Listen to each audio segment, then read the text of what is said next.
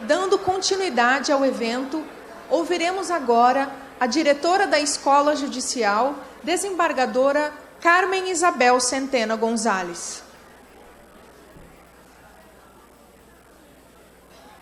Bem-vindos ao 13º Encontro Institucional da Magistratura do Trabalho do Rio Grande do Sul e 21º Encontro Anual de Gestores do Tribunal Regional do Trabalho da 4ª Região. Na pessoa da excelentíssima senhora presidente do TRT 4, desembargadora Vânia Cunha Matos, desejo a todos e todas uma boa tarde. O ano de 2018 tem se revelado especial para a Escola Judicial. Além de manter sua atuação tradicional, ligada à formação e ao aperfeiçoamento de magistrados e servidores que apoiam a jurisdição, a entidade também passou a responder pela qualificação continuada dos demais servidores do nosso tribunal. A mudança teve causa no interesse de garantir maior harmonia às ações pedagógicas proporcionadas aos magistrados e servidores da instituição.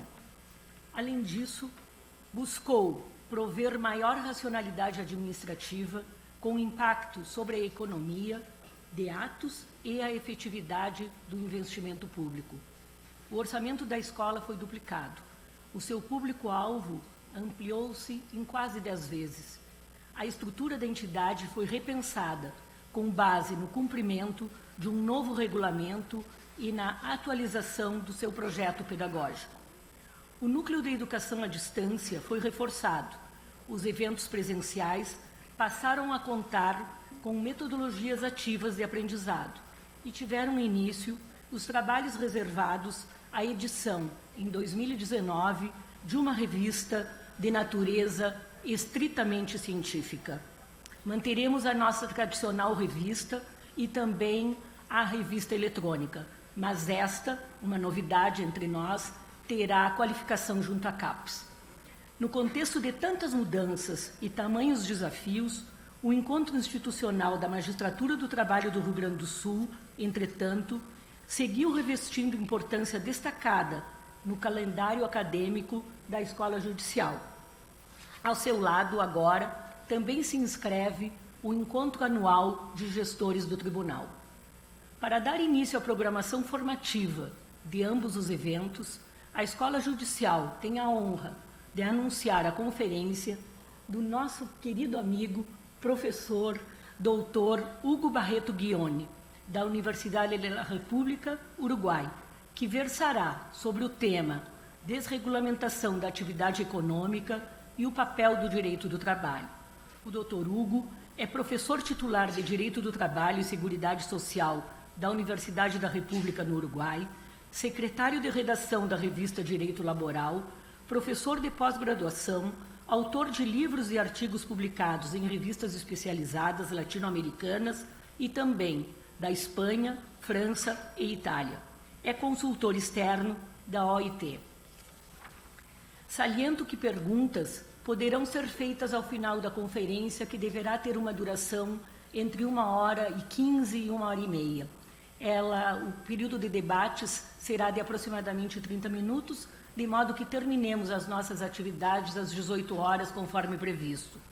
Peço desde já que as perguntas sejam feitas de forma objetiva, pausadamente e por meio dos microfones disponibilizados. Desculpem. O nosso encontro anual de gestores e o encontro institucional prossegue no dia de amanhã e o encontro institucional será por meio dos nossos grupos de discussão a partir das 9h30 na sede da escola e o de gestores no nosso auditório. Relembro a todos, finalmente, a importância do registro de suas presenças junto aos servidores. Sem mais aguardo, passo a palavra ao professor Dr. Hugo Barreto Ghioni e desde já lhe agradeço. Muito obrigada.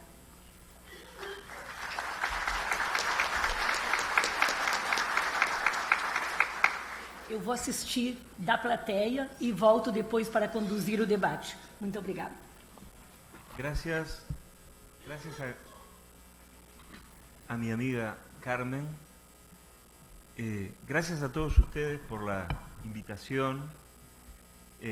Renovamos de esta manera una ya larga tradición de vínculos entre la Universidad de la República y la magistratura brasilera, y en particular la Escuela Judicial de la Cuarta Región, con la cual hace algunos años tuvimos una experiencia extraordinaria, muy fecunda, al menos para nosotros, para los docentes que asistimos a una experiencia de especialización en Derecho del Trabajo de parte de la Escuela de Posgrado en el momento que me tocó dirigirla.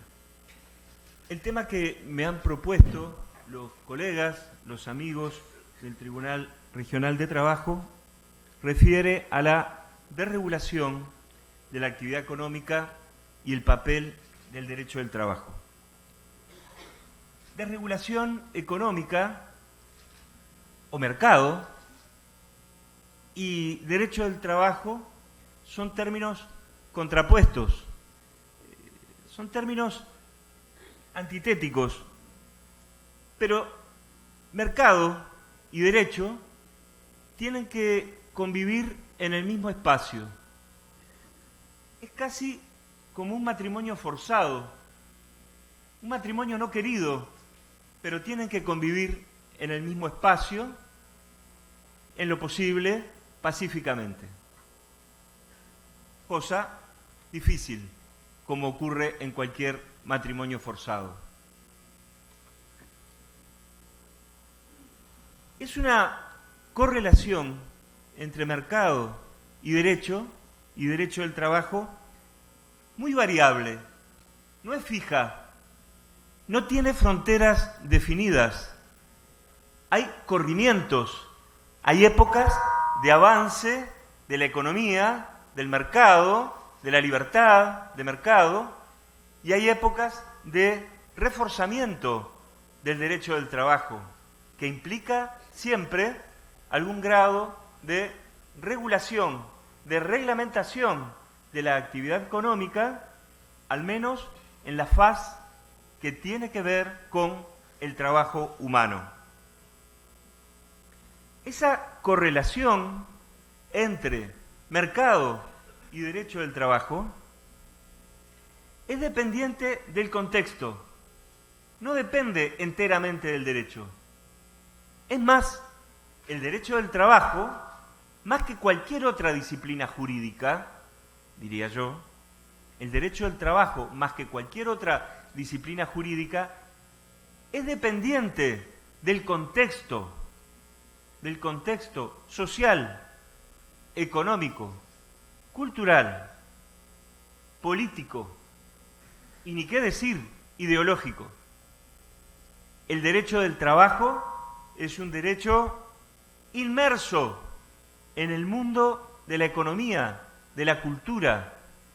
El derecho mismo es un fenómeno cultural y por tanto recibe los influjos de los distintos elementos del contexto. Queda dicho entonces que mercado, economía y derecho se encuentran en una constante tensión, una tensión dinámica, una tensión permanente pero variable. Y esto no es una paradoja, permanente porque no puede prescindirse del vínculo en la actual fase histórica entre mercado y derecho del trabajo. Y variable porque existen corrimientos en favor del mercado o en favor del derecho. Esos corrimientos producen distintos resultados en orden a la economía y en orden a los derechos de las personas. La propuesta a desarrollar en esta palestra, a la que muy amablemente, muy generosamente me han invitado, es desarrollarla en 4 puntos principales. En el primero vamos a ver cuál es la primera tensión que aparece entre estos dos polos de mercado y derecho del trabajo. La primera tensión es en el momento mismo en que se alumbra, en que nace, en que se origina el derecho del trabajo, en que el Estado comienza a intervenir en esas relaciones, en esos negocios entre privados, que implicaba el intercambio de trabajo por salario. Es la época de nacimiento y de consolidación del derecho del trabajo. Es la época de oro del derecho del trabajo. El derecho del trabajo es una finalidad en sí misma, en esta primera etapa en que aparece la tensión entre mundo de la economía, de la desregulación y mundo del derecho del trabajo.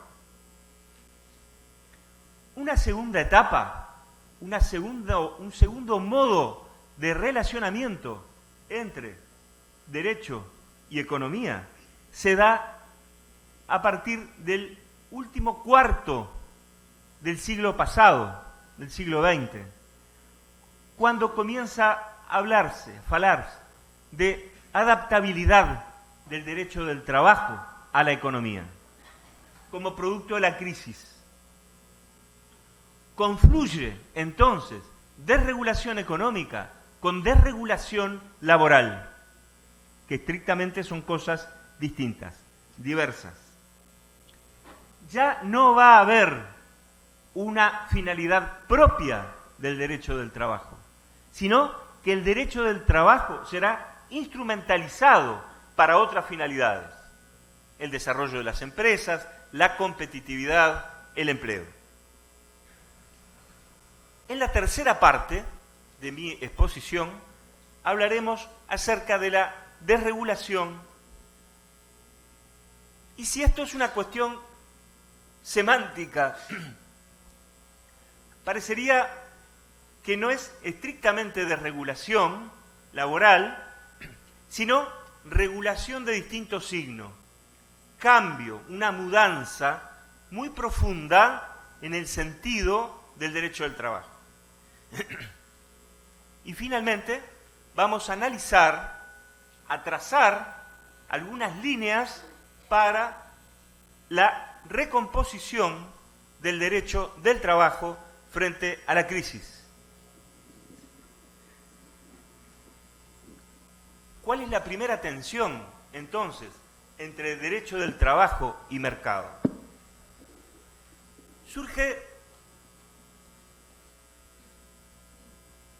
a mediados del siglo XIX, cuando aparece con gran magnitud la llamada cuestión social, el conflicto social originado por el trabajo asalariado, una forma de trabajo que troca, que muda formas anteriores de trabajo, como era la servidumbre, la esclavitud y el trabajo artesanal, el trabajo en las corporaciones artesanales de la Edad Media.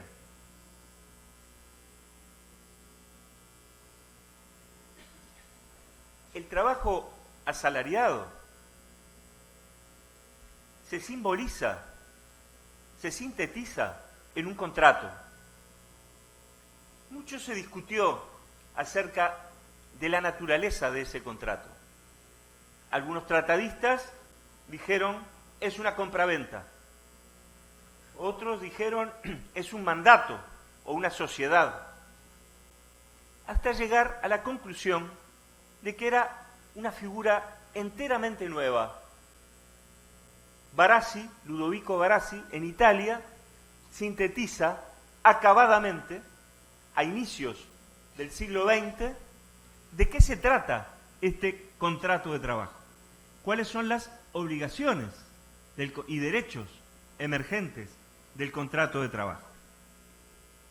Pero lo que era claro, siempre, es que se trataba y se trata de un contrato entre sujetos absolutamente disímiles, desparejos, desiguales en lo que hace a su poder negocial. Cesarino Jr. y otros autores latinoamericanos le llamaron al trabajador hiposuficiente. ¿Por qué? Porque se trata de un sujeto que necesita trabajar. En la base, más que la libertad de trabajo, como pregonan y pregonaban los liberales a ultranza, más que la libertad está la necesidad de trabajar. Eso hace que uno de los sujetos de la relación necesite invariablemente trabajar y obtener su sustento. Ahora, la consecuencia de esa necesidad de trabajar, de ese dispoder del trabajador, se tradujo rápidamente en una gran inequidad, bajos salarios, jornadas excesivas, pésimas condiciones de salud y seguridad laboral, trabajo de los niños. Muchas películas, muchos filmes de la primera época del cine mudo, La Huelga, por ejemplo, muestran que cuando los trabajadores abandonan la fábrica, aparece una gran cantidad de mujeres y de niños que abandonan la fábrica con motivo de la huelga. Los principales institutos jurídicos, hoy jurídicos, del derecho del trabajo, fueron antes que nada hechos sociales. No nacieron como instituciones jurídicas. La huelga, la organización sindical, la negociación colectiva, o sea, los principales institutos originarios del derecho del trabajo nacen como respuesta autónoma de los trabajadores, nucleados en una nueva institución productiva llamada fábrica. No son creaciones del derecho. Tampoco el contrato de trabajo es una creación del derecho. Es nada más que una formulación simbólica del trato, del intercambio de trabajo por dinero. Ya vamos a ver después, que gran parte de la doctrina clásica latinoamericana resiste la idea de contrato de trabajo. Hugo Sinsheimer, un gran tratadista, uno de los padres del derecho del trabajo, representó la relación de trabajo como una relación de poder. Decía, la relación de trabajo no solo produce obligaciones jurídicas, sino que lo que fundamentalmente expresa es la apropiación del trabajo de un sujeto por parte del otro. Alonso Olea, otro gran tratadista español, en este caso, decía que se trabaja de manera subordinada porque se trabaja para otro, por cuenta ajena, por conta leia. Ese es el fundamento, no la subordinación jurídica, hoy en crisis, sino el trabajo por cuenta ajena. Lo fundamental era y es el trabajo por cuenta ajena. Barbagelata, Héctor Hugo Barbagelata, uno de los grandes maestros del derecho del trabajo latinoamericano, uruguayo en este caso, encontró que la diferencia, el origen del conflicto en el derecho del trabajo, en la relación de trabajo, era la sujeción del trabajador al empleador. La pérdida de libertad, la restricción de la libertad de un sujeto que debe someterse al poder directivo de otro sujeto que es un igual desde el punto de vista de las libertades políticas y civiles, pero que en el ámbito productivo es quien ejerce un poder por ser el titular de la unidad productiva. ¿Cómo intervino el Estado? El Estado rompió la neutralidad y corrió la frontera del mercado, avanzó sobre el mercado, reglamentó el mercado, que inicialmente fue un mercado reinante, único, todopoderoso. Aparecieron los códigos, la Ley Federal del Trabajo de México de 1931, el Código Chileno de Trabajo de 1931 también, después la consolidación de leyes laborales y otras normas laborales, otros códigos en toda América Latina. ¿Qué hizo fundamentalmente la ley, el instrumento de intervención del Estado? Limitó la autonomía de la voluntad, limitó la libertad contractual, corrió la frontera entonces en favor del derecho, corrió la frontera a favor del derecho. Vean ustedes que se trata entonces de un contrato entre desiguales y un contrato donde no reina o no debería reinar la autonomía de la voluntad. Se rompen dos dogmas fundamentales de la lógica contractual: la igualdad de las partes y la autonomía de la voluntad. Por eso fue que la doctrina latinoamericana más clásica desconfió, puso bajo sospecha la idea de contrato de trabajo y tomó partido por la teoría de la relación de trabajo. Es el caso, por ejemplo, de Mario de la Cueva, uno de los grandes tratadistas mexicanos. De la Cueva llegó a culpabilizar a la idea de contrato. Él decía que la idea de contrato en la racionalidad de la relación de trabajo era como una especie de caballo de Troya, que tenía en su seno la posibilidad de introducir la simulación y el fraude a través de la construcción de figuras jurídicas como el arrendamiento de obra o de servicio, que no representaba lo que en la realidad ocurría. La idea de contrato, llegó a decir de la Cueva, impidió la expansión total del derecho del trabajo. En América Latina se presentaron dos instrumentos fundamentales de reglamentación del trabajo humano y de limitación de la autonomía de la voluntad. La primera figura, la presunción, una presunción relativa, donde había alguien que laboraba, que trabajaba, y otro que pagaba un precio, un salario. La ley entendía que hay contrato de trabajo, que hay relación de trabajo. Artículo 18 de la Ley Federal Mexicana de 1931. Presunción.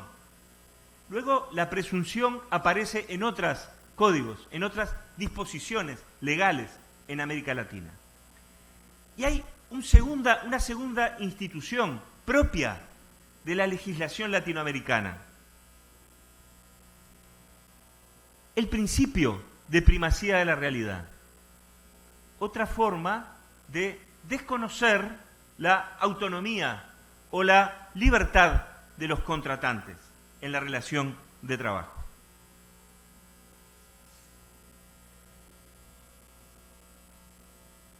Pero el Estado no solamente limitó la autonomía de la voluntad a través de la ley, sino que el derecho del trabajo alcanzó el estatus, el nivel, la jerarquía constitucional. Otra invención latinoamericana En muchas universidades se estudia que la primera constitución en reconocer, recoger los derechos del trabajo fue la Constitución alemana de Weimar de 1919, de la cual Hugo Sinsheimer, ya citado, y al que vamos a volver, tuvo mucho que ver. Pero estrictamente la primera constitución es la Constitución de Querétaro, la Constitución mexicana, la Constitución producto de la Revolución Mexicana. Esa es la Constitución que acoge en su seno, que reconoce por primera vez los derechos del trabajo en la parte dogmática, en la parte de derechos humanos de la Constitución. No fue así en el proyecto original de la Constitución de Querétaro. El proyecto, que habían elaborado unos juristas en el entorno del presidente Venustiano Carranza, no presentaba un gran desarrollo del derecho del trabajo. Fueron los constituyentes de origen revolucionario y fueron los constituyentes de origen obrerista los que introdujeron esa enorme catedral, diría yo, ese enorme monumento al derecho del trabajo, que es el artículo 123 de la Constitución mexicana, que inaugura propiamente, realmente, radicalmente la instalación del derecho del trabajo en la Constitución. El derecho del trabajo pasa a ser un derecho reconocido constitucionalmente. Y ese elemento, esa instalación del derecho del trabajo en la Constitución, permaneció por muchos años, yo diría, ignorado por los tratadistas, por los juristas. Se pensaba que eran disposiciones programáticas. Hasta que el derecho del trabajo entra en crisis y descubrimos propiamente que estamos en presencia de un derecho humano fundamental que ha sido acogido en nuestras constituciones. Pero además del derecho del trabajo ser agregado, reconocido en la Constitución, es también reconocido internacionalmente. En 1919, pocos años después de la Constitución mexicana de Querétaro, se funda la Organización Internacional del Trabajo, capítulo 13 del Tratado de Versalles, que pone fin a la Primera Guerra Mundial. La Constitución de la OIT, este capítulo 13 del Tratado de Versalles, dice dos cosas fundamentales.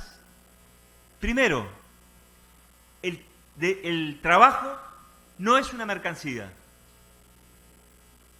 Preámbulo de la Constitución de la OIT. Y la OIT dice también en su preámbulo de 1919, a la salida de la Primera Guerra Mundial, que la paz universal y permanente solo puede ser asegurada con la justicia social. Observen esto. ¿En qué momento histórico fundamental la Organización Internacional del Trabajo es creada con un preámbulo de su Constitución que dice que el trabajo no es una mercancía y que la justicia social es esencial para preservar, para garantizar la paz universal? Esas dos formulaciones las reitera la OIT, la Organización Internacional del Trabajo, en la Declaración de Filadelfia en 1944. Y vean qué fecha, qué año significativo. Estamos otra vez a la salida de una guerra mundial. Y la OIT vuelve a decir, la paz universal y permanente depende de la justicia social y el trabajo no debe ser una mercancía.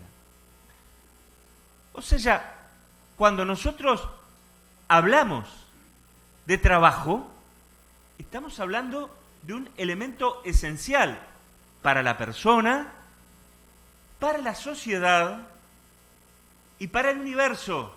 La suerte de la paz mundial depende de la justicia social. El derecho del trabajo fue también reconocido en otros instrumentos fundamentales de derechos humanos. Me refiero al Pacto Internacional de Derechos Económicos, Sociales y Culturales de las Naciones Unidas de 1966. Y me refiero, en nuestro ámbito latinoamericano, el protocolo adicional a la Convención Americana de Derechos Humanos en materia de derechos económicos, sociales y culturales, llamado también Protocolo de San Salvador. Normas autoejecutables, no son normas programáticas, normas que integran la idea de bloque de constitucionalidad, normas en favor del hombre, a favor del factor y del valor humano. Volvemos a los clásicos, hay que ir siempre a los clásicos, hay que volver siempre al Quijote y hay que volver siempre al pensamiento de Hugo Sinsheimer. En 1927, este pensador alemán, reitero, uno de los fundadores de nuestra disciplina del derecho del trabajo, decía, el trabajo es una energía esencial. Quien presta el trabajo no da ningún objeto patrimonial, sino que se da a sí mismo, se presta a sí mismo. El trabajo es el hombre mismo en situación de trabajar. El trabajo no es exterior al hombre. Y por eso es que todos nosotros ponemos todo nuestro ser material y espiritual en el trabajo. El trabajo, además, es una gran oportunidad de vocación personal, de realización personal, pero es también, al poner en juego lo espiritual, lo material, el cuerpo, es también un gran riesgo para la salud, la seguridad física y mental de las personas. El trabajo, entonces, es el hombre en situación de trabajar, decía Sinsheimer. Hay una nueva consideración de la igualdad desde el lado del derecho del trabajo. No es la igualdad formal de la ley, no es la igualdad formal del pensamiento liberal clásico. Los sujetos, las personas, somos sí iguales jurídicamente, pero muy desiguales social y económicamente. Algunos debemos trabajar para otros. Somos hiposuficientes, decía Cesarino Jr. El derecho del trabajo, entonces, funciona con base en agregar, integrar desigualdades que compensen, desigualdades jurídicas que compensen la desigualdad social y económica. Hay una consideración de la igualdad material, sustantiva, no solamente formal, de las personas. Por eso, otro gran autor clásico de nuestra disciplina, conocido seguramente por muchos de ustedes, Pla Rodríguez, Américo Pla Rodríguez, habla de la protección no solamente Pla Rodríguez habla de la protección. Pla Rodríguez sintetiza los principios del derecho del trabajo de manera magistral. Y dice, el derecho del trabajo tiene una dirección preferente en favor del trabajador. Hay una protección preferente del trabajador. De esta forma, el derecho del trabajo contribuye a desmercantilizar el trabajo. El trabajo deja de estar enteramente al juego de la oferta y la demanda. Van a existir normas que preferentemente protejan al trabajador. Van a existir normas que limiten la libertad de las partes en el contrato de trabajo.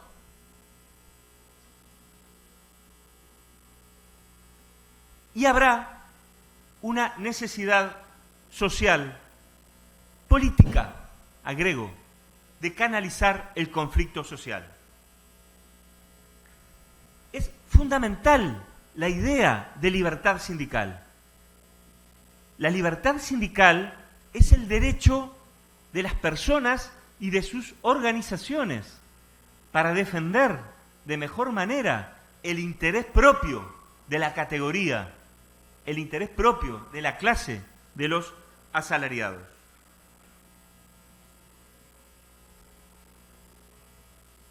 Por eso es que la libertad sindical y la autonomía de los sindicatos es un bien muy preciado.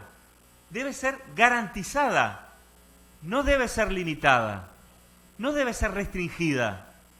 La experiencia en muchos países latinoamericanos es de controlar, restringir, limitar la libertad sindical, no fomentarla, mas la libertad sindical debe ser promovida y fomentada.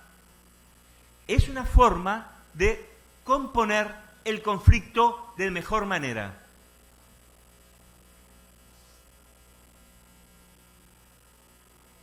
Ahora, ese progreso del derecho del trabajo sobre la desreglamentación, ese progreso del derecho del trabajo sobre el mercado, siempre se dio con base en una gran resistencia del mercado, de las fuerzas del mercado. Mario de Beali, en 1948, un gran autor argentino, uno de los clásicos también de nuestra disciplina laboral latinoamericana, decía que había una gran resistencia económica y social que llevaba a eliminar cualquier traba, cualquier obstáculo que alterara, que impidiera el funcionamiento espontáneo de las fuerzas del mercado. Y esas fuerzas que intentan remover el derecho del trabajo como tratándose de un obstáculo al libre juego, al libre yogo de la oferta y la demanda, reducen y a veces anulan los efectos de la ley laboral. Rafael Caldera, otro grandísimo autor latinoamericano, presidente 2 veces de Venezuela, Rafael Caldera participó en la elaboración de la Ley Orgánica del Trabajo en Venezuela en 1936 y en 1990 volvió a trabajar en la reforma de la Ley Orgánica de Venezuela. Casi toda la vida de la Ley Orgánica del Trabajo de Venezuela tuvo a Rafael Caldera como un gran impulsor de la idea de la protección. Y Rafael Caldera decía en 1960 que la protección de la ley laboral al trabajo se traduce en cargas económicas para el empleador, en limitaciones a la libertad del empleador. Y por eso, quien sufre la carga, quien sufre la limitación de la libertad, trata de encubrir, de simular la existencia real de una relación de trabajo. Es el origen o es el motivo de la simulación, del fraude.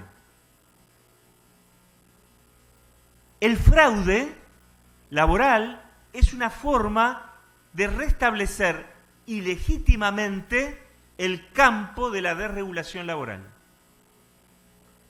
Una forma de restablecer ilegítimamente la desregulación laboral.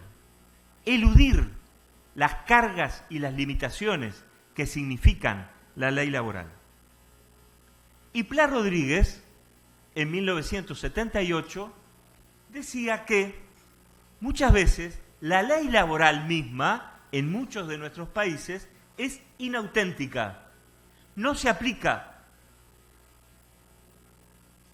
No hay una preocupación del Estado, de la autoridad laboral, administrativa, por el cumplimiento efectivo de la norma. Muchas veces, decía Pla Rodríguez, nuestros códigos, nuestras leyes laborales son bella literatura, pero no una real y efectiva protección por falta de un seguimiento y una aplicación del derecho del trabajo.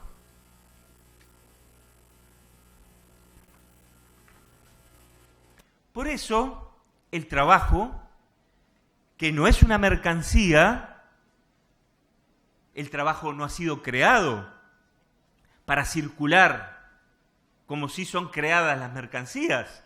El trabajo es una actividad humana.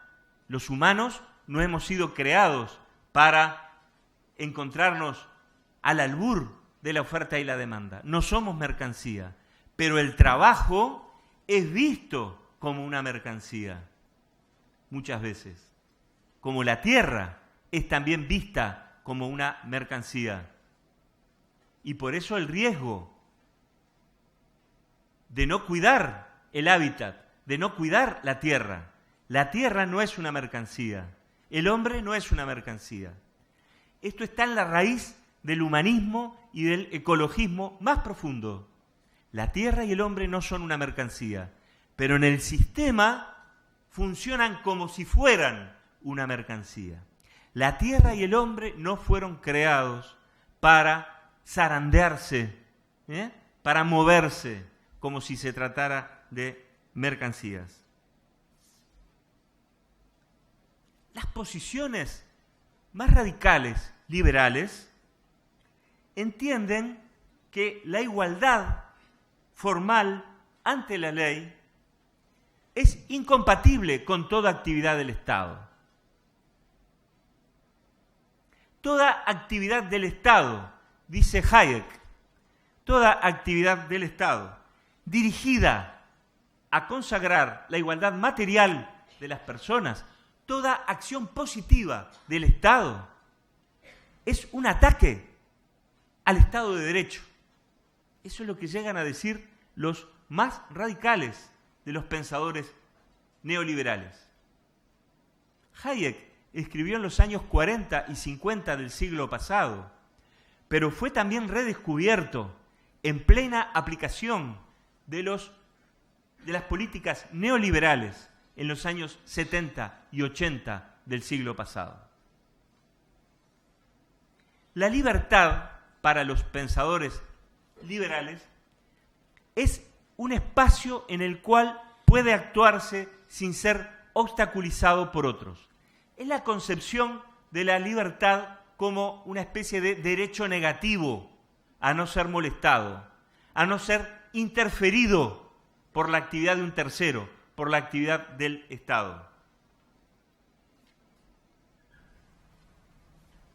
Ahora, esta idea del Estado liberal a ultranza, radical, ha sido criticada pero no desde el pensamiento socialista, sino desde la filosofía del derecho, de la teoría del derecho.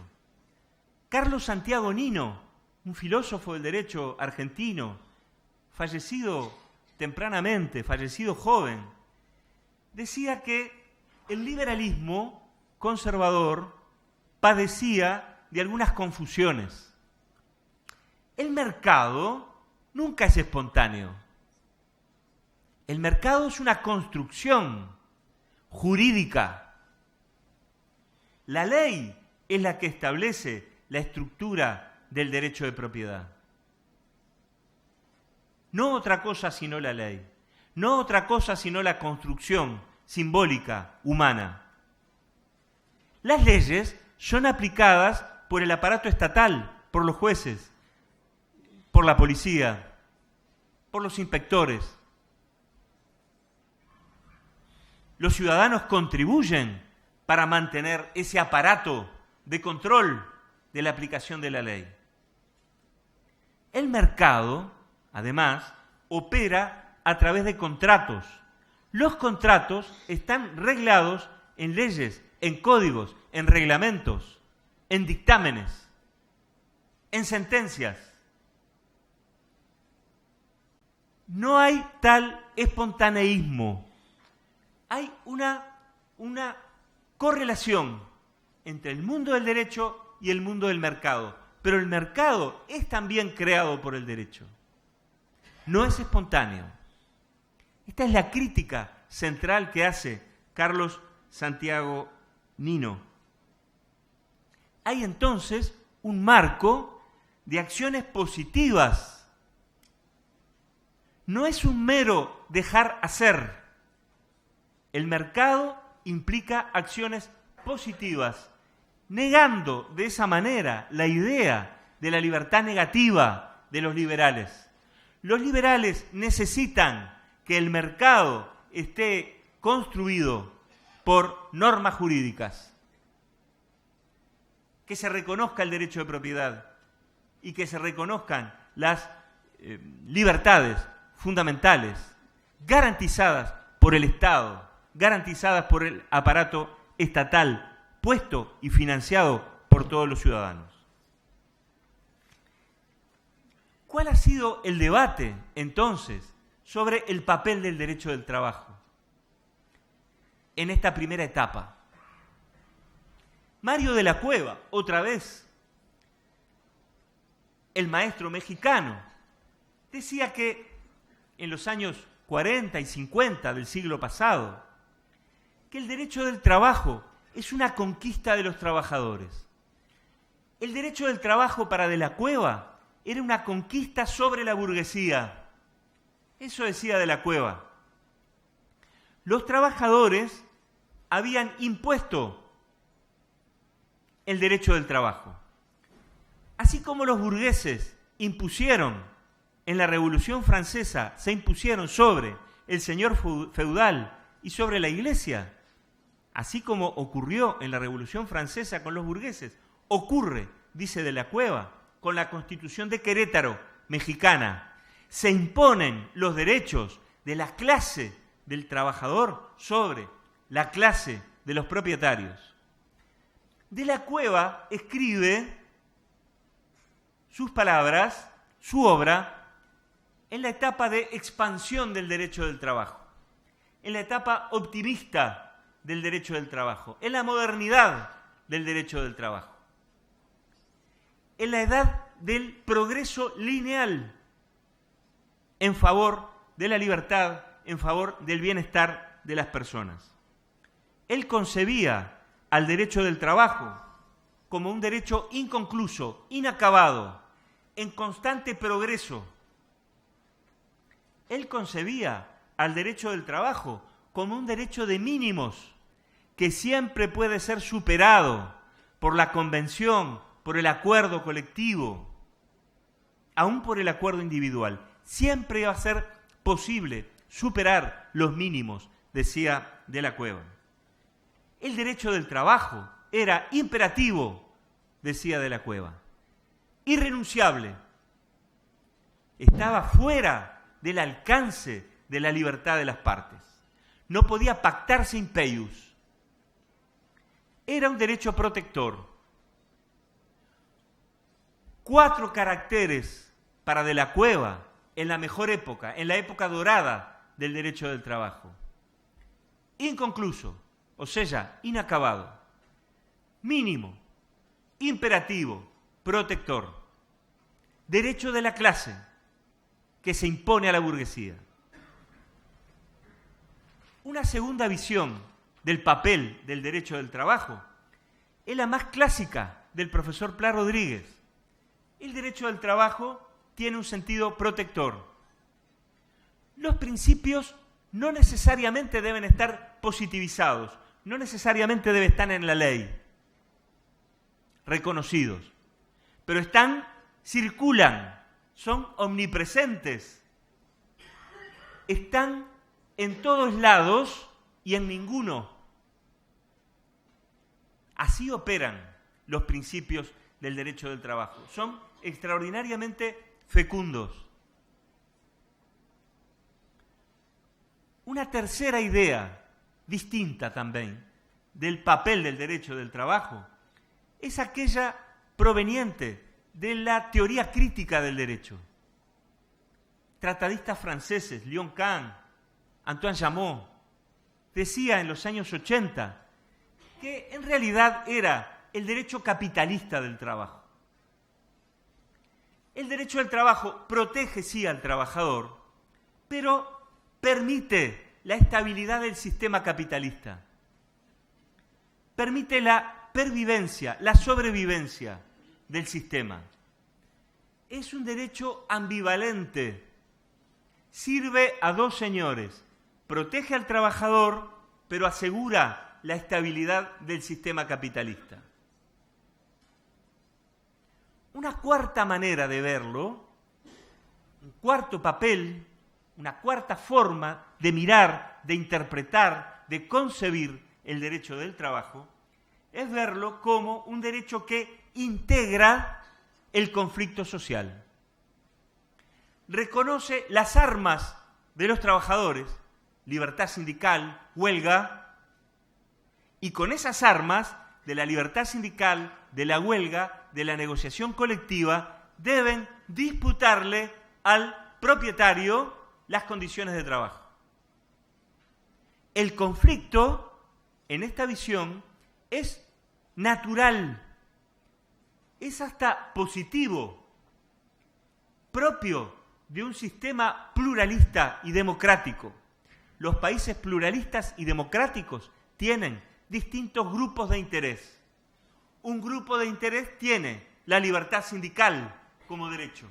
El otro grupo de interés tiene los medios de producción.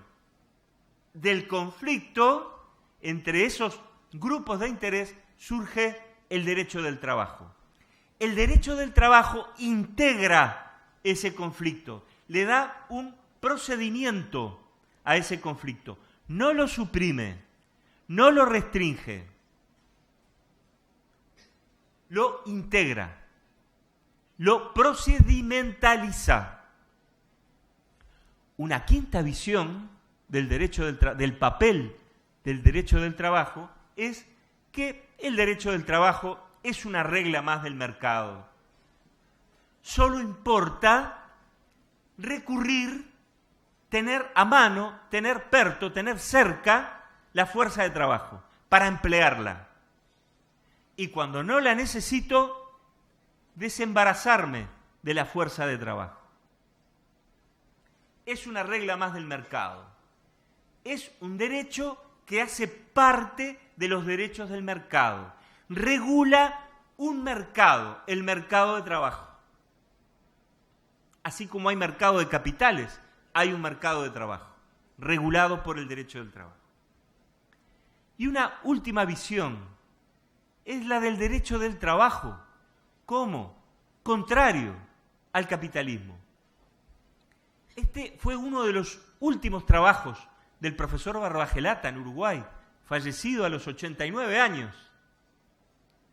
Barbagelata decía que el derecho del trabajo, al limitar, cuando limita la libertad del empresario limita la fuerza del capital. Y por lo tanto, el derecho del trabajo entra en la dinámica de enfrentar la desregulación económica, el mercado. Es un derecho contrario en la posición de Barbagelata.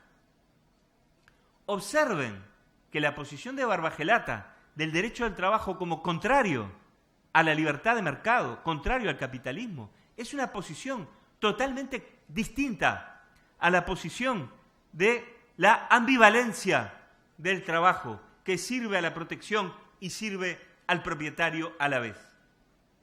Son visiones muy distintas estas 6 que hemos presentado en la pantalla. Hay una segunda tensión, segundo momento histórico de la tensión entre economía, mercado y derecho del trabajo. Es el momento histórico de la crisis económica, el momento fines de los años 70, años 80 y 90 del siglo pasado y hoy mismo. ¿Qué duda les cabe? Hay un profesor español, Carlos Manuel Palomeque, que ha hecho muy citada una frase que dice que, en realidad, en última instancia, la crisis económica siempre ha sido compañera de ruta del derecho del trabajo. Siempre ha sido, no es de ahora, no es hoy. La crisis siempre acompañó el derecho del trabajo. Y es más, Palomeque dice que de muchas crisis económicas no salió debilitado, no salió desregulado el derecho del trabajo, sino que salió fortalecido. Él pone el ejemplo del año 1929, la gran crisis del sistema capitalista. La gran crisis del sistema capitalista sale con políticas sociales en casi todos los países, con reglamentación del trabajo, más convenios de la OIT, más constitucionalización del derecho al trabajo, más estado del bienestar, más New Deal. Por lo tanto, no hay un paralelismo, crisis económica, necesidad de desreglamentación laboral. No. Palomeque ejemplifica que de la crisis puede salirse con un reforzamiento del derecho del trabajo. Una especie de resiliencia, salir de la crisis fortalecido. Ahora, no es eso lo que ocurre hoy en nuestros países. Quizás Uruguay sea una excepción hoy, respecto de Brasil, respecto de Argentina, respecto de Chile, respecto de Colombia, respecto de Perú.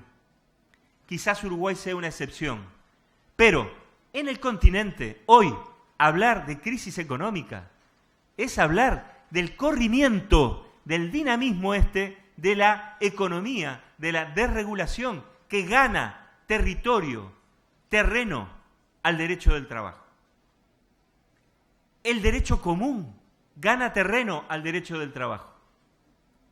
Se suprime o se debilita, enfraquece la idea de que el derecho del trabajo o los principios del derecho del trabajo tengan que aplicarse ante un vacío legal.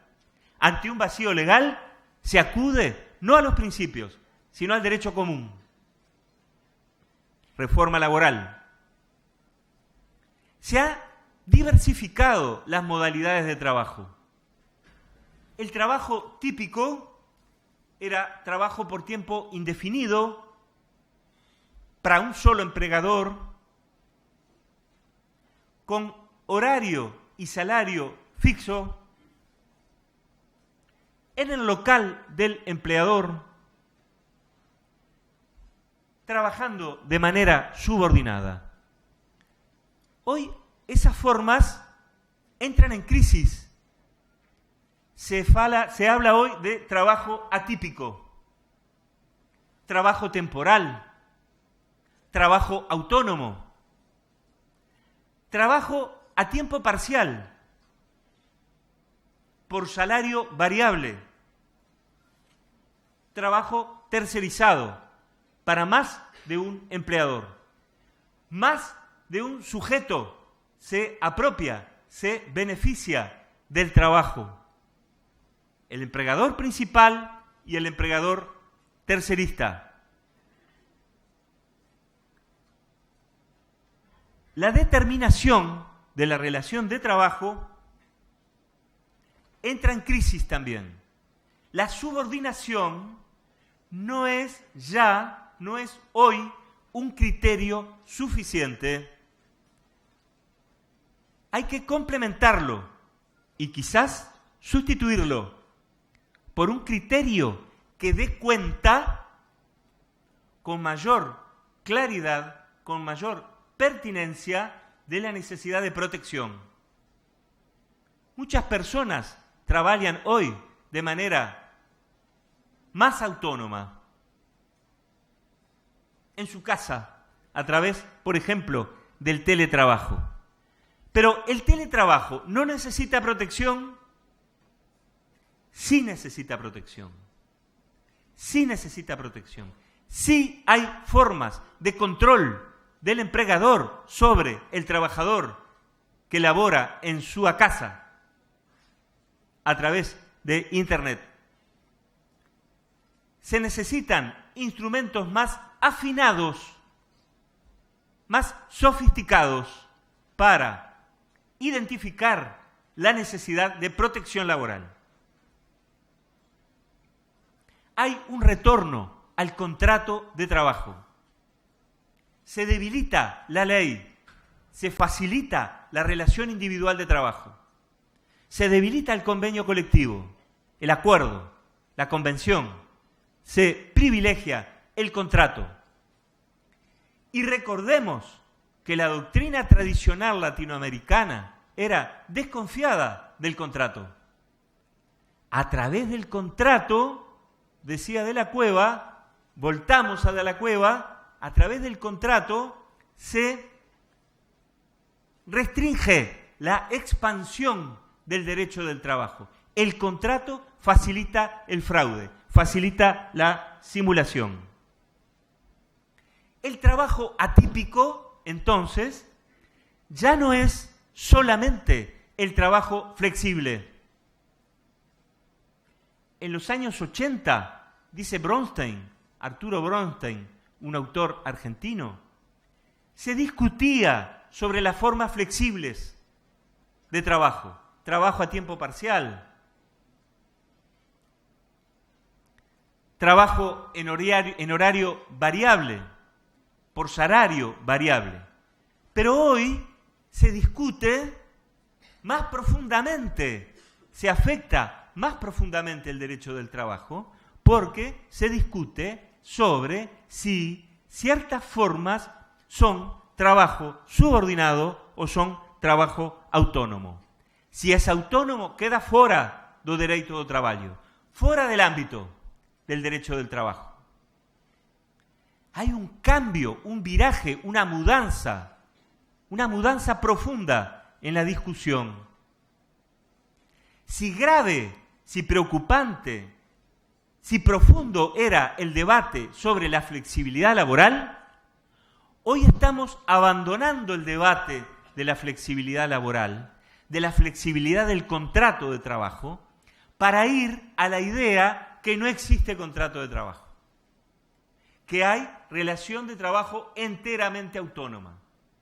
¿Se comprende? Hay un viraje, una mudanza profunda. Ya ni siquiera es trabajo dependiente, pero flexible. Es trabajo no dependiente. Nos situamos fuera de la ley laboral, fuera del ámbito del derecho del trabajo. Gana terreno la economía, gana terreno el mercado. Relación variable, dependiente de los contextos decíamos al inicio, dependiente de los contextos políticos, económicos, sociales, ideológicos. ¿Cuál es la alternativa? Volver al derecho tradicional, cambiar el derecho, adaptarlo, encontrar nuevas formas de protección. Esto es parte del debate actual. La Organización Internacional del Trabajo no ha podido decir mucho al respecto. Hace 10 años que la Organización Internacional del Trabajo no adopta un convenio internacional. El último convenio fue sobre trabajo doméstico, hace ya muchos años, más de 10. La OIT está hoy semi-paralizada, complejizada. El mismo debate que existen en nuestros países sobre el corrimiento del mercado contra el derecho del trabajo se da de alguna manera también en la OIT. La OIT no ha avanzado en materia de derechos laborales. Se ha también detenido. Ha hecho algunos estudios valiosos, como este, sobre trabajo atípico. Distingue 5 formas de trabajo atípico en unas conclusiones que ustedes pueden ver en la página web de la OIT. Contratos de duración determinada, contrato temporal a través de empresas suministradoras, relaciones de empleo encubiertas, fraude laboral. El fraude laboral no debería ser categorizado como trabajo atípico. Es trabajo ilegal, no es atípico. Mas estas conclusiones lo integran dentro de la idea de trabajo atípico. Empleo autónomo, pero dependiente, y empleo a tiempo parcial. Formas atípicas de empleo. Ahora, ¿es esto una desregulación o será una regulación contraria? ¿O será que el mercado avanza con sus propias reglas sobre los derechos laborales? Si el orden económico, decía Carlos Santiago Nino, si el orden económico no es espontáneo, si es creado, si es construido, estamos en presencia de un orden económico que avanza normativa e ideológicamente, culturalmente, sobre el derecho del trabajo. Hay una individualización de la relación de trabajo. Recupera terreno la autonomía de la voluntad. Pierde terreno la reglamentación del derecho del trabajo. La opción, en segundo lugar, la opción por el derecho común configura una clara decisión legislativa. Si ante un vacío, una laguna legal, antes podía acudirse, debía acudirse a los principios y hoy al derecho común, hay una operación positiva de la ley para saltar sobre el derecho del trabajo y alojarse en el derecho común, en el derecho civil. Hay un cambio de regulación, hay un cambio de signo de la protección del derecho del trabajo a la libertad, entre aspas, del derecho común. En tercer lugar, hay una distribución del poder normativo del convenio colectivo. En algunos países se restringe el poder normativo. En Chile, por ejemplo, una disposición del Código chileno dice que no será objeto de negociación colectiva aquellas materias que restrinjan o limiten la facultad del empleador de organizar, dirigir, administrar la empresa. Repito, Chile, Código de Trabajo, no será objeto de negociación colectiva, de acuerdos, de convenciones colectivas, aquellas materias que restrinjan o limiten la facultad, el poder del empleador de organizar, dirigir, administrar la empresa. ¿Para qué la negociación colectiva entonces? Si no es para hacer el juego de avanzar los derechos sobre la titularidad de la propiedad. Una negociación colectiva simplemente, casi, para fijar salarios y nada más. Otra modalidad es paradojal, una paradoxa, dar mucha libertad a la negociación colectiva, entre aspas, libertad. Libertad para sustituir la ley.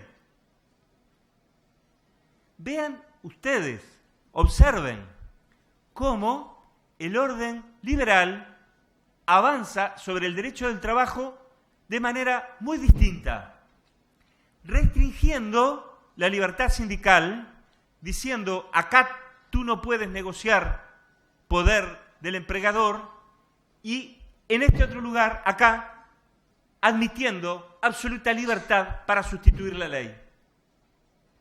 Formas distintas, pero instrumentos similares con una finalidad similar de progresar en el avance del mercado sobre el derecho. En cuarto lugar, la huelga. La huelga no es libre en casi ninguno de nuestros países. Se reglamenta férreamente, se restringe. En Colombia no es posible que una federación ejerza el derecho de huelga. Hay prohibiciones de la huelga en ciertos servicios. Hay una fuerte intervención estatal a través de la ley. Otra vez, no hay orden espontáneo. Es la ley que interviene en la autonomía de los sindicatos, procedimentalizando la huelga, restringiendo en algunos sectores la huelga. En quinto lugar, la regulación internacional también ha avanzado sobre el derecho, donde antes había la posibilidad de prohibir las agencias privadas de colocación, hoy se admiten. Convenio de la OIT 96, posibilidad de limitar. Convenio de la OIT 181, apertura, admisibilidad a las empresas de trabajo temporal. En sexto y último lugar, a veces la adaptación del derecho del trabajo es directamente dejar fuera ciertos tipos de trabajo, ciertas formas atípicas, como el teletrabajo. La última parte de mi palestra, de mi exposición, unos breves minutos para mirar, para ojear cuáles pueden ser los elementos para una recomposición del derecho del trabajo. No son recetas, no es una dogmática. El derecho es, antes que nada, una práctica social de los jueces, de los sindicatos, de los juristas. Los operadores jurídicos, jueces, fiscales, los actores de las relaciones de trabajo, organizaciones sindicales, y los juristas, la dogmática, tienen una gran responsabilidad de recomponer el derecho del trabajo, de este derecho del trabajo de la crisis. Porque, como decía Palomeque, crisis no significa necesariamente desreglamentación. Es posible salir de la crisis con más derecho del trabajo, con más estado del bienestar. Tenemos una gran responsabilidad los operadores jurídicos, los juristas cuando interpretamos, cuando damos una palestra, cuando escribimos artículos, tratados, cuando enseñamos derecho. Es clave, la enseñanza del derecho es muy importante. Operadores, juristas, actores, es necesaria una gran sinergia entre todos para recomponer el derecho del trabajo. ¿Y de qué estamos hablando entonces cuando hablamos de esta recomposición? Dos elementos. En primer lugar, hay que mirar otra vez, volver sobre el preámbulo de la OIT, de la Constitución de la OIT de 1919 y la Declaración de Filadelfia de 1944. La paz universal solo puede basarse en la justicia social. El trabajo no es una mercancía. Hay que volver sobre esos grandes principios. Los representantes de trabajadores y empleadores, dice la Declaración de Filadelfia, colaborando en pie de igualdad con los gobiernos, observen, organizaciones de trabajadores y de empleadores colaborando en pie de igualdad con los gobiernos, deben participar en discusiones libres y en decisiones de carácter democrático. No hay imposición en el derecho del trabajo, hay negociación, hay búsqueda de consensos, hay tripartismo genuino en el derecho del trabajo. Y dice la Constitución de la OIT, observen, en 1919, si cualquier nación, si cualquier país no adopta un régimen de trabajo realmente humano, observen la profundidad, un régimen realmente humano, esa omisión constituiría un obstáculo al esfuerzo de otros países que deseen mejorar la situación de sus trabajadores. O sea, hay una gran responsabilidad de los países en relación al derecho del trabajo. No solamente impacta en las condiciones de los propios ciudadanos trabajadores, impacta a nivel global, impacta a nivel de todos. Una mala legislación laboralista en un país, una legislación desprotectora, una legislación que corra la frontera del mercado en favor de la economía y en contra del derecho del trabajo, es una legislación que dificulta, que obstaculiza el esfuerzo de otros países también. Estamos en un mundo muy integrado, muy globalizado. Es como la metáfora del aleteo de la mariposa, que provoca el aleteo de la mariposa en Japón, una gran tempestad en nuestros países. Participación de los trabajadores de manera genuina en decisiones libres y democráticas. Constitución de la OIT, Declaración de Filadelfia. No son programáticas, integran el bloque de constitucionalidad de todos nuestros países. El derecho laboral, además, es un derecho fundamental. Lo es desde 1917 con la Constitución mexicana y todas las que vinieron después. la de 1988 de Brasil, la reforma de 1994 en Argentina, la Constitución de 1934 y las siguientes en Uruguay. El derecho del trabajo, que se alojó en la Constitución en esos años, hoy es valorado como derecho humano fundamental. No son normas simplemente programáticas, son normas aplicables. Califican al ciudadano trabajador. No es el ciudadano únicamente libre con los derechos civiles de expresión y derechos políticos, es también el ciudadano titular de la libertad sindical, es también el ciudadano titular de la limitación de la jornada y el resto de las normas laborales. Y una última cosa, esos derechos civiles, a la libertad política, a la libertad de expresión, a la dignidad del trabajador, son también vistos hoy por hoy como derechos laborales, derechos que ingresan al ámbito de la empresa.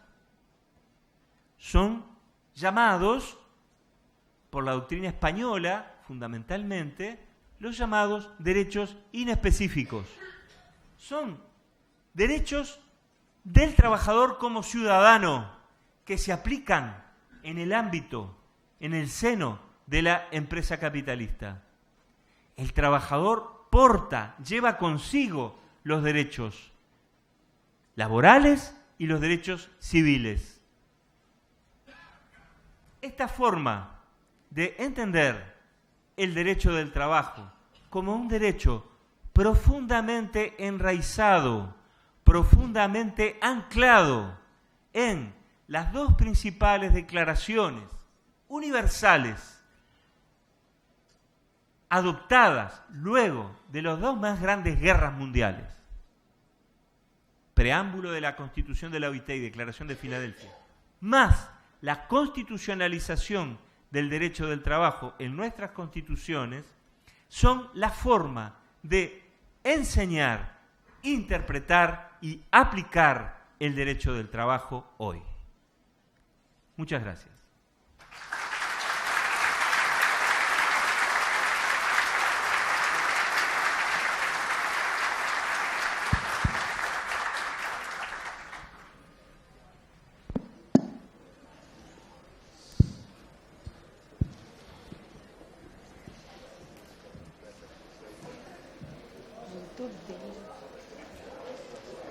Parabéns, professor. Foi. Sim? Então, eu começo desde logo com o nosso debate, perguntando à nossa plateia se querem iniciar com alguma pergunta, alguma questão ao nosso dedicado professor Hugo Barreto, que nos deu uma linda aula sobre os princípios que norteiam o direito do trabalho, apesar de todas as reformas que assolam o nosso hemisfério e também parte da Europa. A palavra está à disposição. Eu, ouvindo o professor Hugo, me lembrei de uma conferência do nosso professor Américo Clá Rodrigues sobre a concertação social, que ele... Benhur, quer iniciar?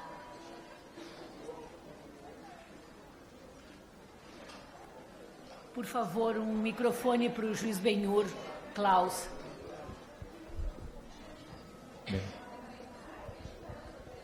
Bem, a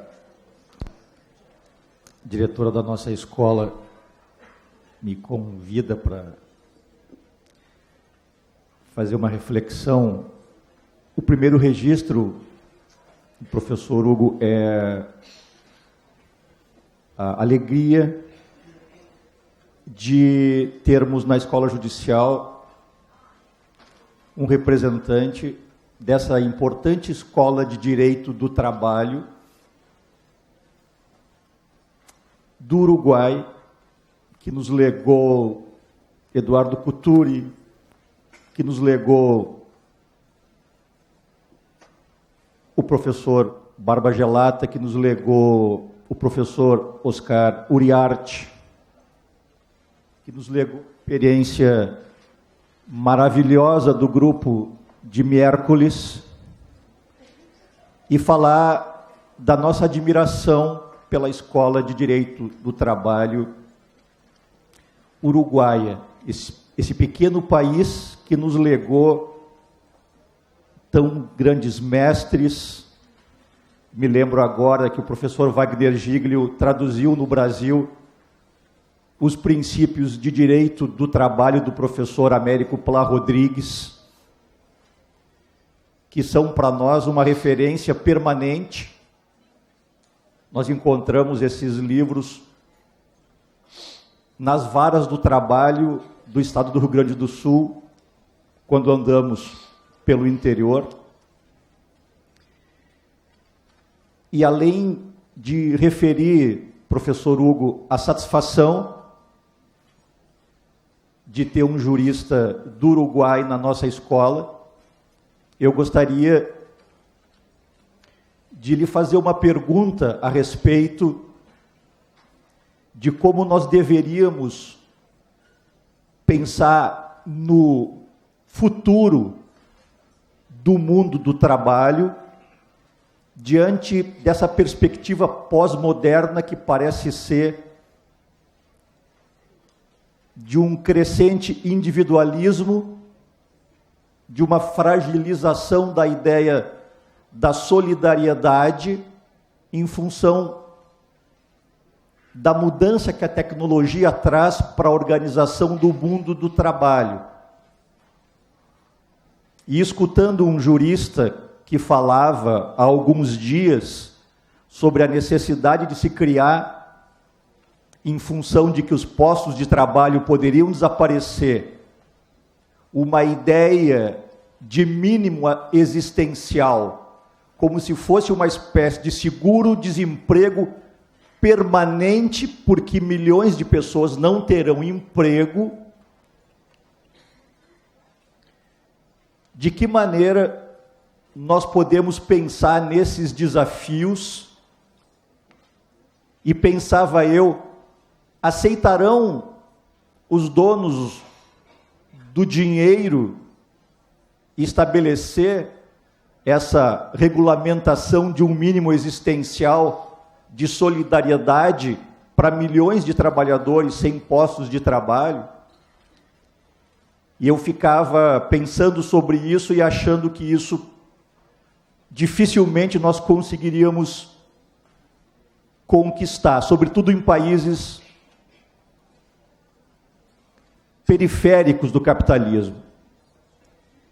E diante disso, professor Hugo, a minha perplexidade e a minha angústia, que agora eu compartilho com os colegas nesse encontro institucional.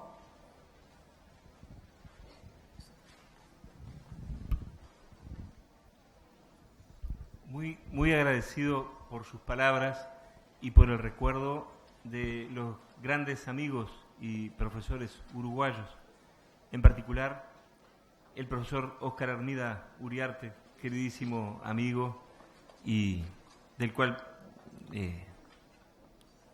pude colaborar en algunas actividades. El futuro del trabajo es el lema, el leitmotiv de la celebración de los 100 años de la OIT el próximo año. La OIT ha colocado el tema del futuro del trabajo y lo ha compartimentado en 4 grandes temas, 4 grandes conversaciones sobre el futuro del trabajo. El trabajo y la sociedad, el trabajo decente, el trabajo y la organización de la producción y del trabajo, y la gobernanza del trabajo.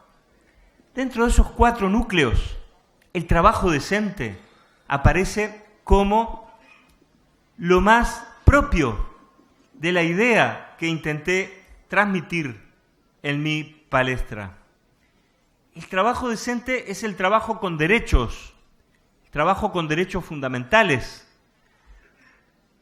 Es el trabajo con ingresos suficientes, es el trabajo con diálogo social, libertad sindical, negociación colectiva.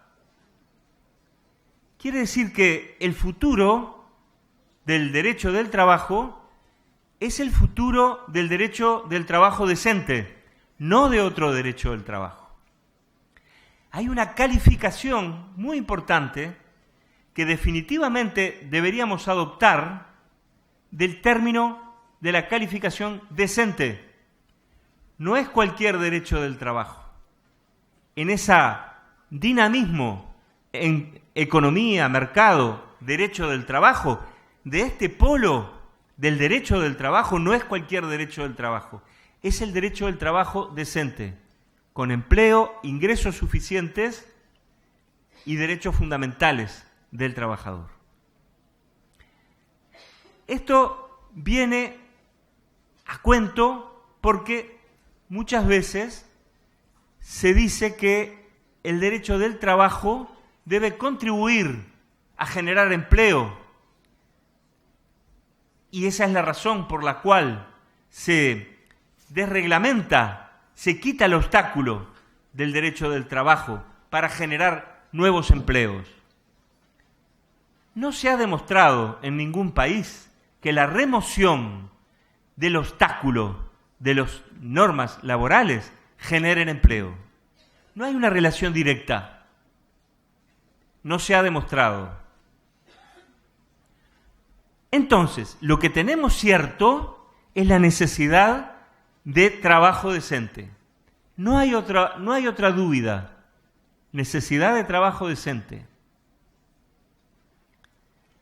Sobre la renta mínima universal a que vos refería, yo entiendo que la renta mínima a que tendrían derecho todas las personas no debe sustituir el trabajo. El trabajo es parte del papel, de la vocación que los seres humanos tenemos con nuestras familias, con nuestra sociedad y con nosotros mismos. Somos y deberíamos ser reconocidos socialmente por nuestro trabajo. Así como en la Edad Media, el panadero de la corporación, o el carnicero, o el carpintero eran reconocidos y tenían una función social, se debe recuperar la dignidad del trabajo. Totalmente. La dignidad del trabajador como sujeto, como complemento de la idea de ciudadanía. Por lo tanto, es un ingrediente, desde mi punto de vista, interesante, el del ingreso mínimo universal. Pero desde mi punto de vista, debería estar en el marco más general de la función revalorizada del trabajo en la sociedad. Muito bem.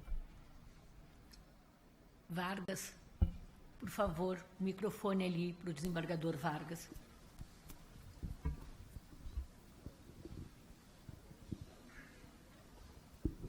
Professor Hugo,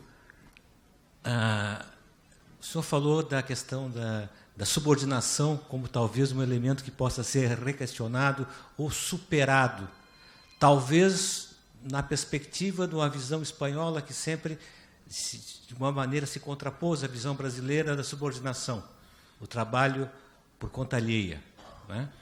Mesmo na formulação brasileira, Ribeiro de Vilhena, que essa subordinação seria estrutural, né? Parece insuficiente realmente hoje em função das novas formas de trabalho, né? Se fala hoje em uma subordinação reticular, que seria uma coisa talvez para além da subordinação estrutural. Esse jogo parece importante ser bem esclarecido. Como o senhor vê essa questão e como esse papel da subordinação estrutural está realmente superado ou ele joga algum papel nessa nova regulação das novas formas de trabalho?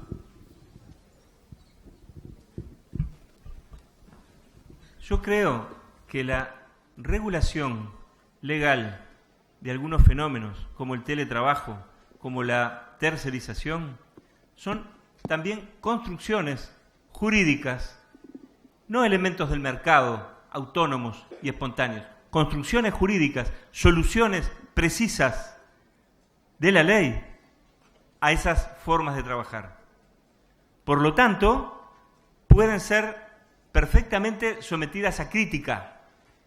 Y las cosas podrían ser distintas si hay una construcción jurídica de la tercerización, si hay una construcción jurídica del teletrabajo, podría existir una construcción jurídica totalmente distinta.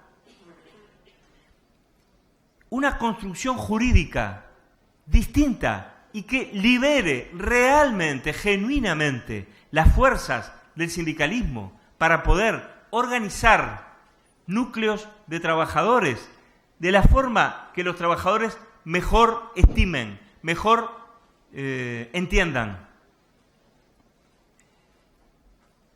Por lo tanto, no hay que perder de vista que la flexibilización, la reglamentación del teletrabajo, por ejemplo, y de la tercerización, son reglamentaciones estatales, normas estatales, que regulan el mercado en favor del mercado, en favor de la economía, no en favor del derecho. Se ha demostrado que los trabajadores, hay una reciente entrevista que leí a Antúnez, un sociólogo, Ricardo Antúnez. Él dice, no hay mejores salarios, no hay mejores condiciones de trabajo en Brasil, en el trabajo tercerizado. En Uruguay tampoco. Y yo puedo falar con propiedad de Uruguay. Yo puedo falar con propiedad de la tercerización en Uruguay. No hay mejores condiciones de trabajo. Hay mayor precariedad. Mas esa es una función, eso es una construcción legal. Se facilita, se crea una estructura legal de actuación de la tercerización. No es espontánea.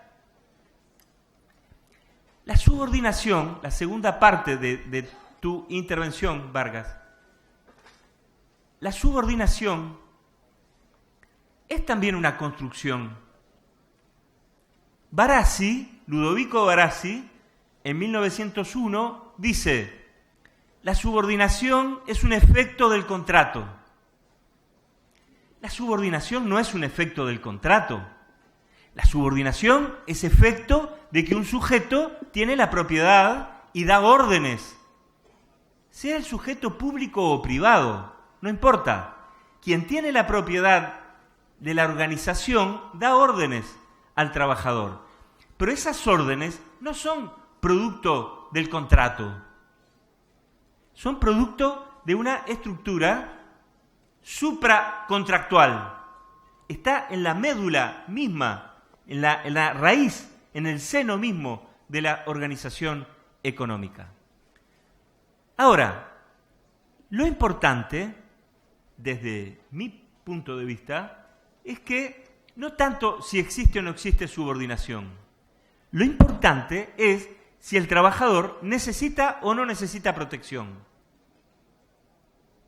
Porque siempre habrá algún tipo, en última instancia, de dependencia. Siempre.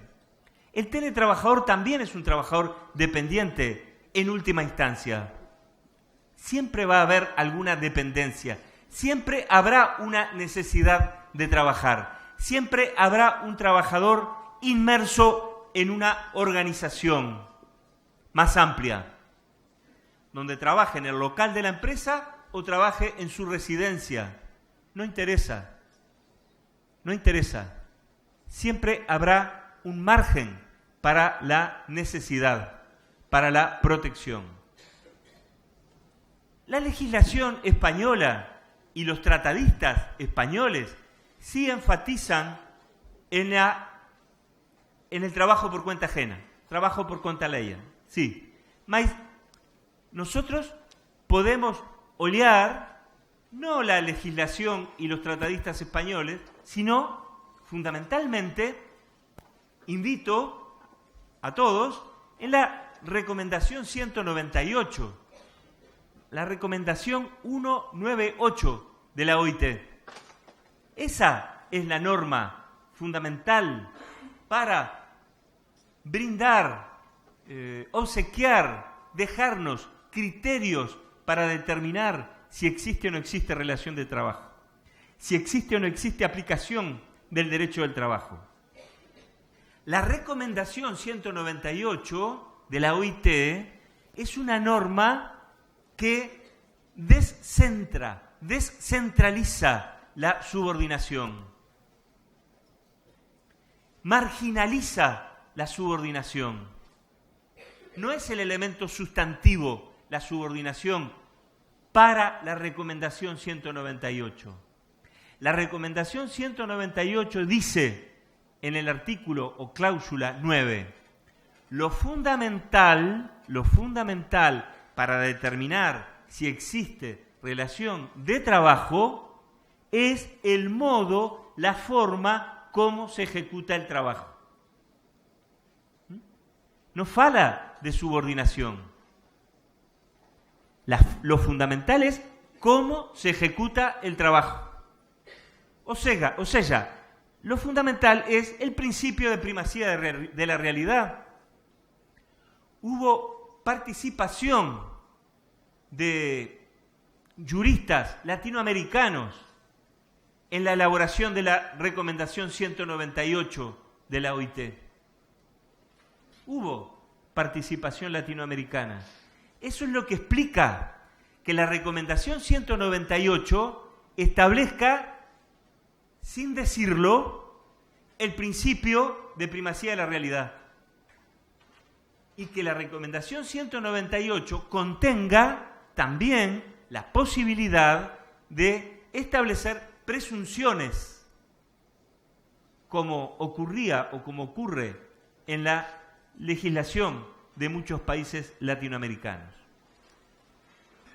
Vargas y estimados colegas brasileros, la subordinación es un dato, nada más. Lo importante es proteger a quien necesita, a quien depende del trabajo, a quien depende económica y socialmente del trabajo. Y los criterios para dirimir, para determinar si se aplica o no se aplica el derecho del trabajo, hay que buscarlos en la recomendación 198 de la OIT. Muito bem.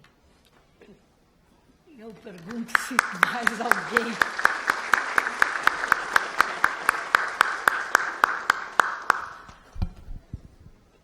Mais uma pergunta para que encerremos até às 18 horas? Os dois? Almiro. Professor Hugo, parabéns pela exposição e muito obrigado pela exposição. Eu vou fazer uma pergunta um pouco fora do seu tema, então, já de antemão, a liberdade de não responder, se não quiser. O senhor falou muito sobre a evolução do direito e direito material e as precarizações e desregulamentações no âmbito do direito material. E a minha pergunta vai para o direito processual, né? Então um pouco fora. Aqui no Brasil, a nossa reforma trabalhista que a gente teve mudou várias coisas, entre elas mudou muito o processo do trabalho, né?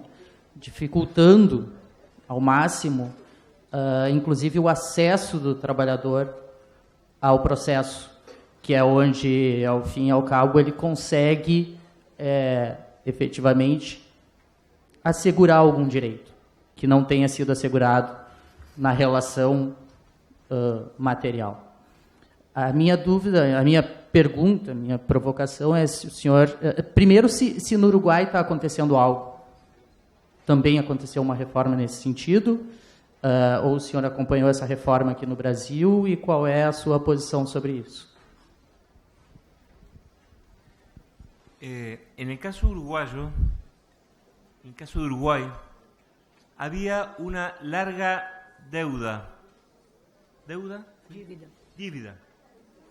Una larga dívida con o direito procesal laboral. Hasta 2009, los litigios, los conflictos individuales de trabajo, la justicia laboral es competente solamente en conflictos individuales de trabajo. Hasta 2009, los conflictos individuales de trabajo se dirimían, se procesaban de acuerdo a las normas del derecho procesal común, del derecho procesal civil. Recién en el año 2009 se aprueba una ley especial autónoma en materia procesal.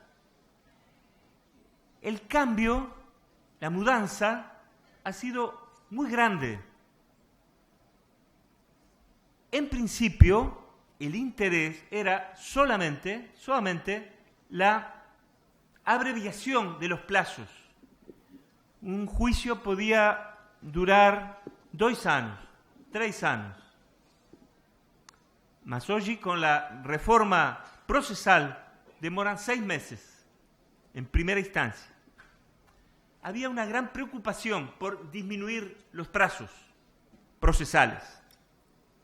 Pero se acabó aprobando una ley general, pequeña, 30 artículos, nada más, pero general, en el sentido de que los litigios, los conflictos individuales de trabajo se procesan a través de la justicia laboral, sí, pero a través de normas procesales laborales.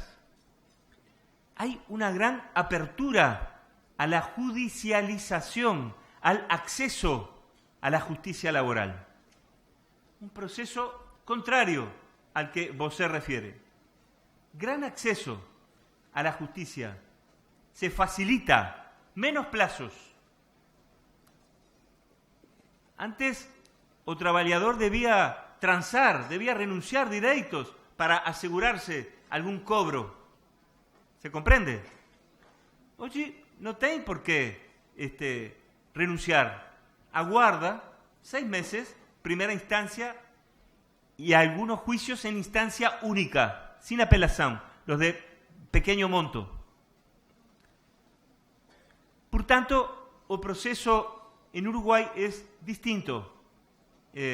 A reforma trabalhista, procesal y sustantiva en Uruguay es distinta. Tiene un sentido protector.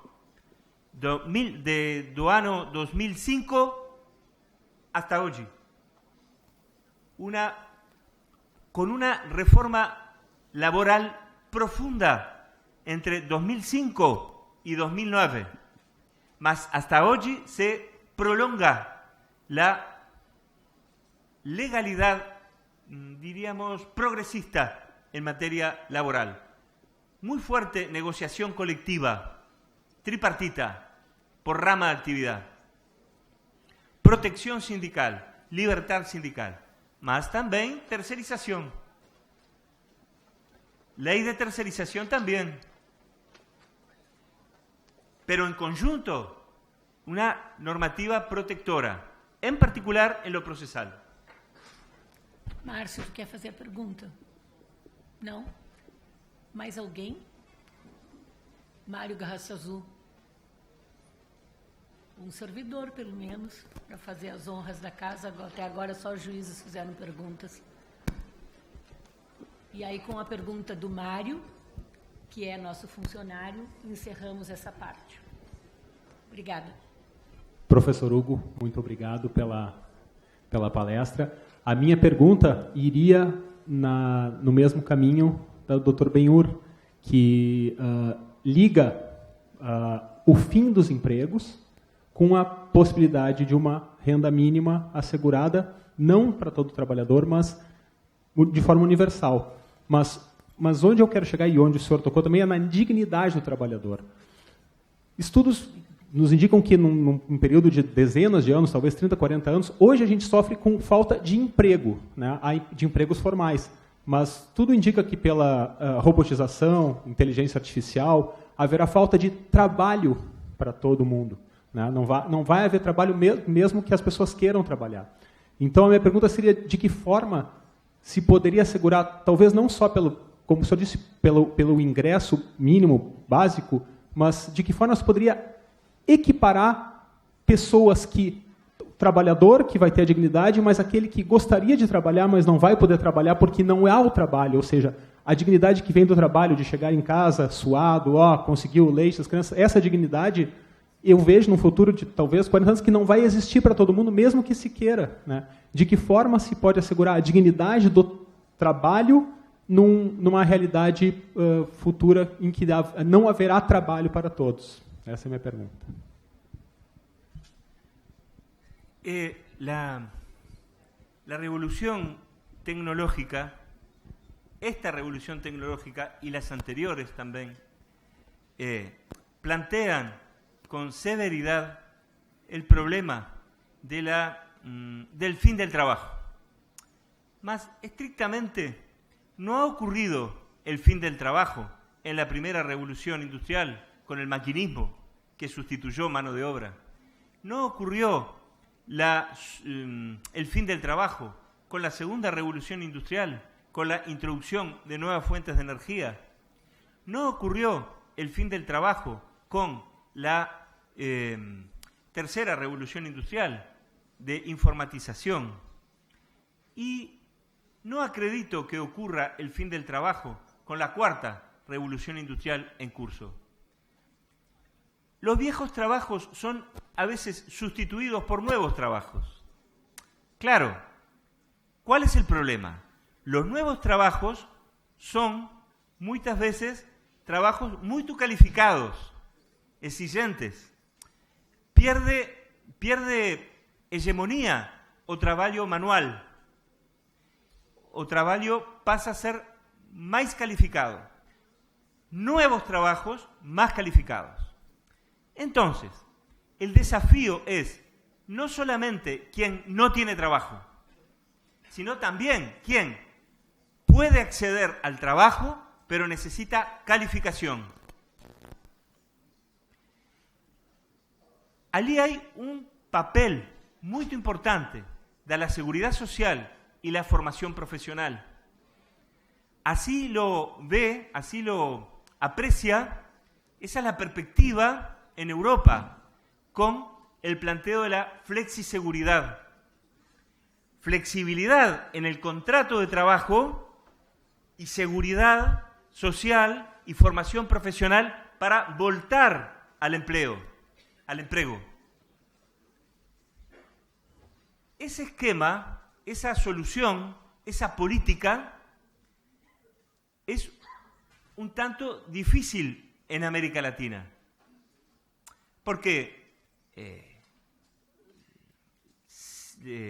ciertas visiones toman exclusivamente la seguridad, más no la flexibilidad. Toman solo la flexibilidad, más no la seguridad. En América Latina, solo flexibilidad. El planteo en Europa es flexiseguridad. Renta para el trabajador desempleado y formación profesional para calificarse y voltar al empleo. Si así fuera, sería posible pensar en un futuro en América Latina. Pero todos nuestros países distan mucho de ese tipo de planteos.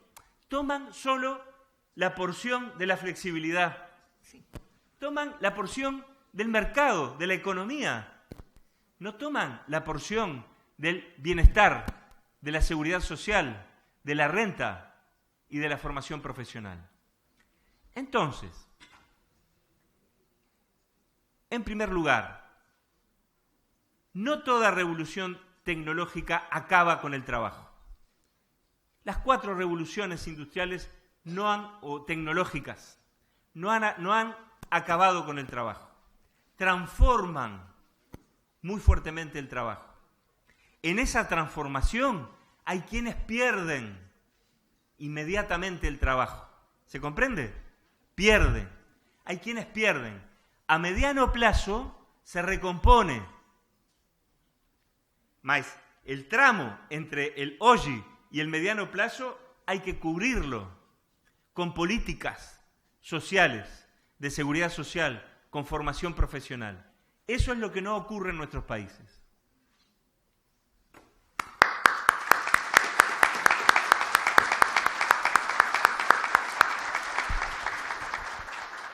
Muito bem. Eu agradeço a presença de todos e todas, muito especialmente a brilhante aula que tivemos hoje com o nosso professor Hugo Barreto. Declaro encerrado o primeiro dia do nosso encontro de gestores e encontro institucional, e amanhã retomamos na Escola Judicial. Boa noite a todos e todas.